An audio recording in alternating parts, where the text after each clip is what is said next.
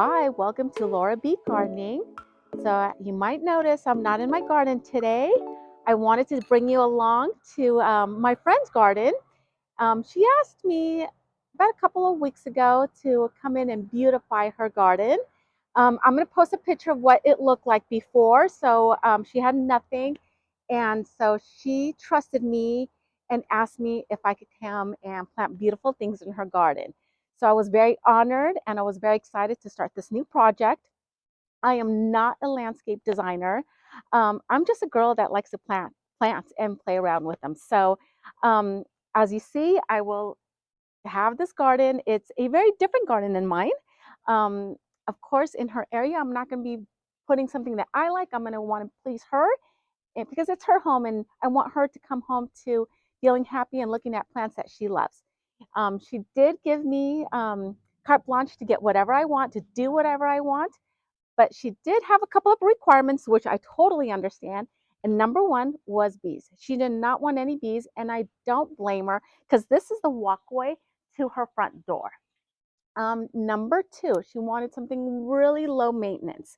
So something that she could just literally plant and go. She's a very busy woman, so I understand that sometimes the garden is the last thing to take care of after the family and the job and everything else. Number three, what else did she? Oh, she wanted everything to be cohesive. So around her home, there's a lot of tropical plants. There's palm trees. There is birds of paradise. There is, I think she might have a couple of begonias, but so she is very tropical. So I wanted to kind of stay with that same scheme. And then last, a water feature. And I was so excited when she said that because I love fountains. And as you've seen in my garden, I could have a fountain in every part of the house. So let me show you a little bit of what I've done. And just so you could see, can't wait for these plants to go in and you could see what I planted here and looking really excited. Right here we have the painted lady fern. So this one will grow from 3 to 4 feet tall. This is the perfect area for this. And let me go back actually. Let me explain her home. She is on a hill. So on either side of her home, there are other hills. So she's sandwiched between hills. So her sun and her shade is very different than if she lived on a flat piece of land.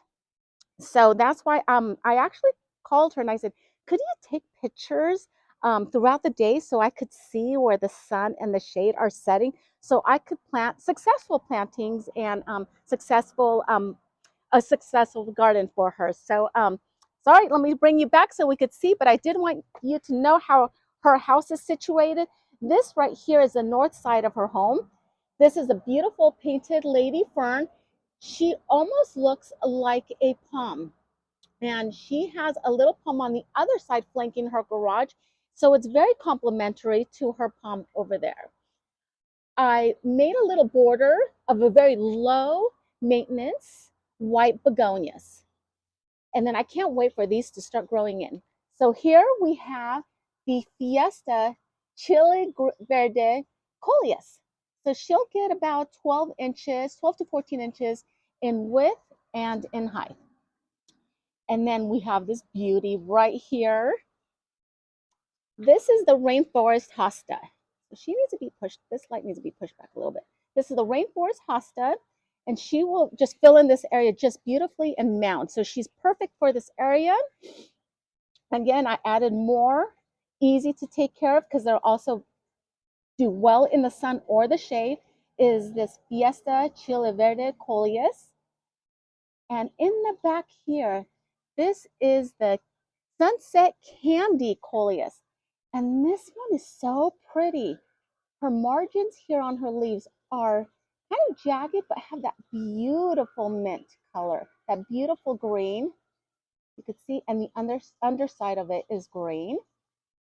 So she is a really pretty coleus. The veining is purple. So she almost looks like a brown tint, but yet purple, so really pretty. I guess that's why they call it a sunset candy coleus. So again, I flanked the side right here. Oh, there's got a snail here. Move him over to the side. Well, he's gone now. We kind of did the border all down the way. of these white, beautiful white begonias. So we wanted a serene but a very tropical look. And then we added this. This was the beauty. I found this fountain for her. I loved it because she did, like I said, wanted a water feature, but she wanted a minimalist water feature and a very modern water feature. This was the perfect water feature for her. It actually, when it's turned off, and even now you could maybe see the veining, it has that same taupey as the color of her house, so it's a wonderful complement to her home. It's a very low maintenance fountain. So some fountains, they have the big basins, and you get all those leaves when it gets, because it gets windy around here, you get all the leaves, all the dust, all the things that are flying around get in the basin. So you always have to be out cleaning it out and maybe scrubbing it because sometimes you get a lot of algae in it. But this one, the actual water is, the water basin is underneath. So it's very contained and it's very covered, not exposed to the elements, which keep it running longer. Well, actually, the fountain keeps running cleaner longer. So this was also a great low maintenance fountain. And I love it. If you look at it, it's just such a soft sound. I don't know if you could hear it. Do you hear that? So soft. Just perfect when you're welcoming people, guests over to your home, to welcome them with that feature of water. Because water is kind of that yin and yang to any home. It just, gives you that life. Water is life. So that's a beautiful feature to have here. So I planted for her, I added this Sunset Boulevard coleus. And it is a beautiful coleus. Starts with a little sweet purple leaves, starting with a darker burgundy, and then the cherry right in the middle. Some of the other leaves, the older leaves, have that green edging right around that. So that is just a beautiful, beautiful coleus. She'll get nice and big, kind of fill in this area. She did add a stepping stone so she could get to her water hose back there. And then I did tuck in a couple of the Fiesta green chili coleus back there. So that should fill in and kind of cover up all the system of the drip system and her sprinkler. So that will look really nice once it's grown in. And then right here, she had, as you'll see in the picture that I posted, she had two foundation plants where they are gorgeous. She has this Fatiba, I might mispronounce that, Fatiba japonica. Look at these leaves. They are, oh, look at that spider. They are so beautiful. So that helps soften up this area. So I had these two plants. I had that one, and then this elephant ears right here. So we trimmed them up. There was a couple of, damaged leaves, but we couldn't trim that much because then we'd just be left with a trunk. So we left as much as we could. But then I planted this beautiful crimson queen maple tree, and that gives the depth to this area. So once she grows up a little bigger, she'll be this just beautiful burgundy with some of the leaves growing to really complement her two sisters on either side. So she's really pretty. And on the bottom of this, to fill in that area there, these are the dragon winged begonias. So they're the pink dragon winged begonias that I kind of just to add that color to bring it in from all the coleus, all the colors of the coleus in the front, to these oxalis here. These are the Klamath red, ruby red oxalis, and these look like the little four-leaf clovers, and their flowers are going to be a beautiful pink, almost the same color as these. So I kind of just did a little drift right here, a little U drift to continue to hide the stem, the trunk of the trees, and then continued here too with the elephant ear. Did the drift here to hide, just she didn't want to look at this. So once they grow up a little bigger, there'll be a beautiful touch of color with all this greenery here. And in the back, if you see, I planted a lot of the green chill or fiesta green, what did I say they were? Chile verde, thank you. Coleus back there. So once those grow, they are going to be beautiful. But what is doing really good, which I'm really happy right now, is this oxalis. They're loving it here. They were tiny when we bought them. They were about this tiny. So they were really small. But now look at their leaves. They're so pretty with the burgundy underneath. Just give it another contrast to the leaves. Let's see if I could turn one around. You see that? Isn't that pretty? All the pretty leaves and all the different color. We have a medium green, a more darky, like sagey green, and then the burgundy underside. Oh, and there's one of these flowers. This one's kind of looks like a little lilac colored flower.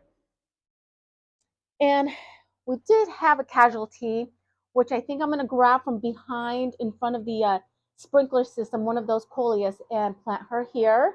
So that's what I'm going to be doing right now for her. I'm going to pull her out. I'm not sure what exactly happened here, but you know, I think overall they're all looking really good. Um, so we're going to be working on that with her. And if you come over here, I did see that this coleus here is flowering. So I am going to cut down the flowers because we're more for the leaves, less the flowering. And we don't want her to start pushing out new um, flowers. We want her more bushy than anything else. So we're just going to take her off. If I cut her a little bit more, let's see, right there. I don't want to take out, she has, well, that's not much. She has new leaves coming out, so I want to make sure that she's nice and bushy because that's what we want. We want just this beautiful color filling in this area. So let me get ready to transplant one of these coleus for her because she's at work right now. So I wanted to come by and see how everything is growing. So let me get my gloves because I still have my finger I need to be careful with. I should, you know, I forgot. Let me see how I could pull her out. Give me 1 second. Come on over here. I'm going to do some. Oh, yeah, poor girl. Oh, yeah, she didn't even take. Oh, my goodness, what happened here? Okay, so just going to. Her soil is so nice. When I was planting all these plants, her soil was so soft. I was so jealous because, like I've told you before, in my garden, there's so many rocks that it makes what I would think a 10-minute project becomes like a half an hour project. So she's been really blessed with this wonderful soil. Oh, it's down here. So I'm probably going to grab the one from the back to transplant that. There we go. Okay. She's doing good. She has, see how her root systems are. She's still a baby, so she's not going to have, not going to mess with her roots, but she's looking good. So we're going to transplant her over here. Let's put her right in here. Look at that. I think she was planted too deep because that hole was pretty big. That's okay. Okay. And that was, yeah, she didn't do so well, but that's okay. So now we're gonna have that beautiful growth of those Fiesta green chili coleus filling all that area. And this is about 2 weeks. I think I planted them 2 weeks ago. It was Memorial Day weekend. So about 2 weeks. And they're doing wonderfully. The oxalis are really liking it there. This is the west side of her home. So these begonias will do really good with sun or shade.